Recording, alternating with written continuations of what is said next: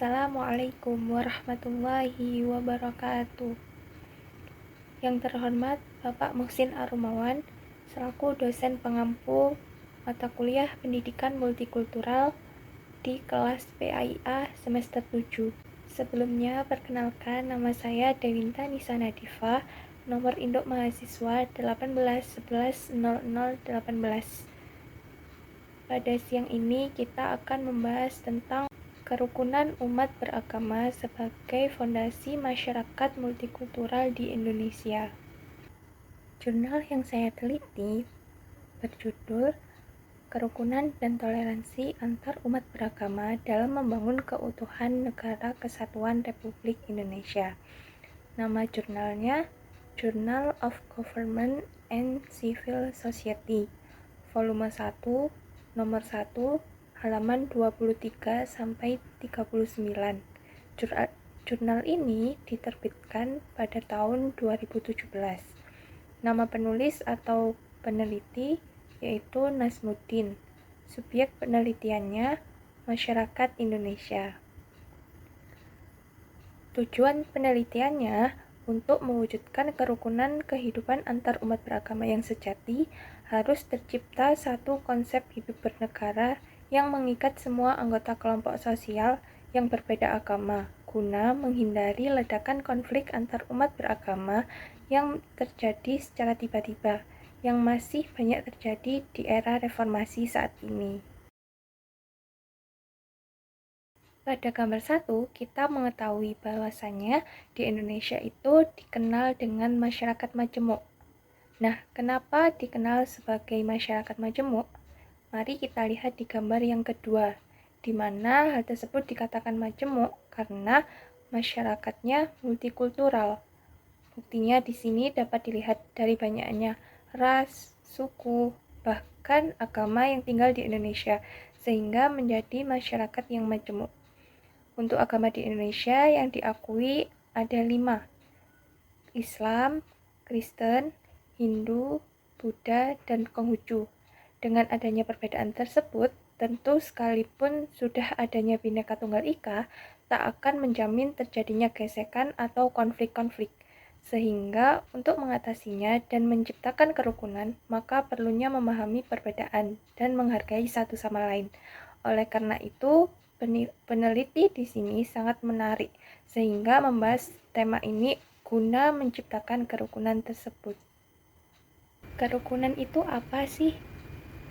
Kerukunan adalah istilah yang dipenuhi oleh muatan makna baik dan damai. Hakikatnya, hidup bersama dalam masyarakat dengan kesatuan hati dan bersepakat untuk tidak menciptakan perselisihan dan pertengkaran. Yang dikutip oleh Departemen Pendidikan dan Kebudayaan pada tahun 1985 di halaman 850. Kemudian di dalam Islam pun mengajarkan bahwasanya manusia itu ditakdirkan oleh Allah sebagai makhluk sosial. Jadi manusia itu membutuhkan hubungan dan interaksi sosial dengan sesama manusia tanpa memandang perbedaan apapun. Hal tersebut sejalan dengan pendapatnya Maftuh Basuni, bahwasanya kerukunan antar umat beragama itu adalah pilar kerukunan nasional. Maksudnya sesuatu yang dinamis, karena itu harus dipelihara terus-menerus dari waktu ke waktu. Terdapat 5 prinsip untuk menjaga kesatuan yang meliputi: yang pertama, tidak satupun agama yang mengajarkan penganutnya untuk menjadi jahat. Maksudnya, tidak ada agama yang mengajari atau mengajarkan para penganutnya untuk berbuat yang tidak baik. Kemudian yang kedua, adanya persamaan yang dimiliki agama-agama. Contohnya seperti ajaran tentang berbuat baik kepada sesama. Kemudian yang ketiga, adanya perbedaan mendasar agama tentang ajaran-ajaran agama. Di antaranya seperti perbedaan kitab suci, nabi, dan tata cara ibadah. Jadi, contohnya seperti agama Islam dengan agama Kristen.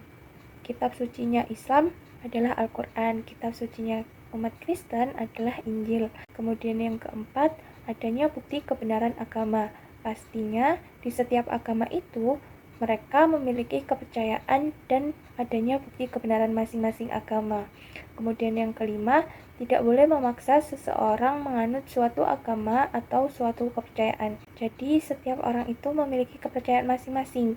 Kita tidak boleh memaksakan kehendak. Contohnya seperti kita tidak boleh memaksa orang itu harus masuk ke agama kita.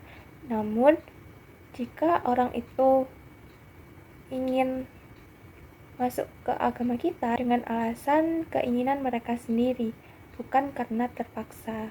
Metode yang digunakan dalam penelitian ini yaitu berdasarkan studi hasil penelitian yang dilakukan oleh tokoh-tokoh lintas agama di era reformasi saat ini.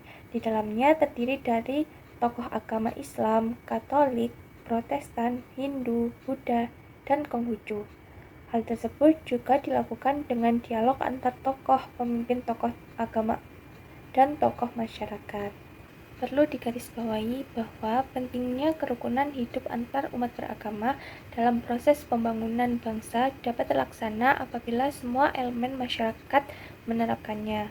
Salah satunya yakin dengan menerapkan pendekatan 3 kerukunan atau trilogi kerukunan yang dicetuskan oleh Departemen Agama, yaitu yang pertama kerukunan intern umat beragama, maksudnya satu agama.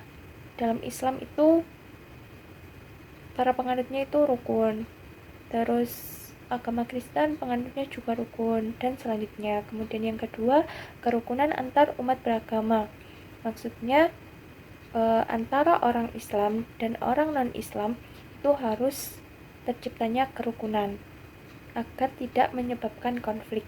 Kemudian yang ketiga, kerukunan antar umat beragama dengan pemerintah.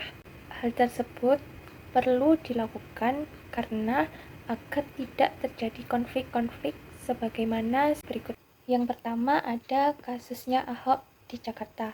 Konflik vertikal horizontal yang dilakukan oleh salah satu pejabat calon gubernur DKI Jakarta periode 2017 sampai 2022. Basuki Cahayapurnama atau sering dikenal Ahok yang telah menyinggung tafsir agama lain, yaitu agama Islam atau kasus penodaan agama, sehingga mengundang reaksi dan jutaan umat Islam di Indonesia, yang biasa disebut dengan Aksi Bela Islam 212. Kemudian kasus yang kedua yaitu kasus Poso. Konflik horizontal di Poso antar umat Islam dan Kristen yang pertama terjadi di bulan Desember pada tahun 1998, dan kemudian kasus tersebut itu berlanjut lagi pada tahun 2000 sampai 2001. Selain kasus-kasus yang dijelaskan di atas, juga perlu adanya penerapan 3 konsep yang menyikapi perbedaan agama yang dicetuskan oleh Mukhoyar HS, yang meliputi yang pertama, setuju tidak setuju. Maksudnya setiap agama memiliki akidah masing-masing, sehingga setiap agama itu saling bertoleransi dengan perbedaan tersebut. Jadi, meskipun agamanya berbeda, itu setiap orang itu wajib untuk menghormati dan menghargai orang lain. Kemudian yang kedua, setuju untuk setuju. Dalam konsep ini berarti meyakini semua agama itu memiliki kesamaan dalam upaya peningkatan kesejahteraan dan martabat umatnya. Maksudnya, dalam setiap agama itu, mereka yakin bahwasanya setiap agama itu memiliki upaya dalam peningkatan kesejahteraan dan martabat bagi umatnya.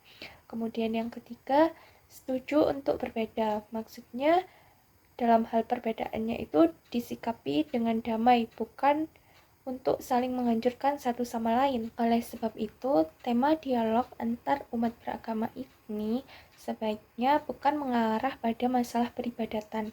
Akan lebih baik jika ke masalah kemanusiaan, seperti moralitas, etika, dan nilai spiritual. Sedangkan secara pandangan Undang-Undang Indonesia, sebagaimana Kemenak melalui bidang keagamaannya, bahwa dalam beragama di Indonesia perlu menerapkan 3 hal yang meliputi. Yang pertama, agree in disagreement.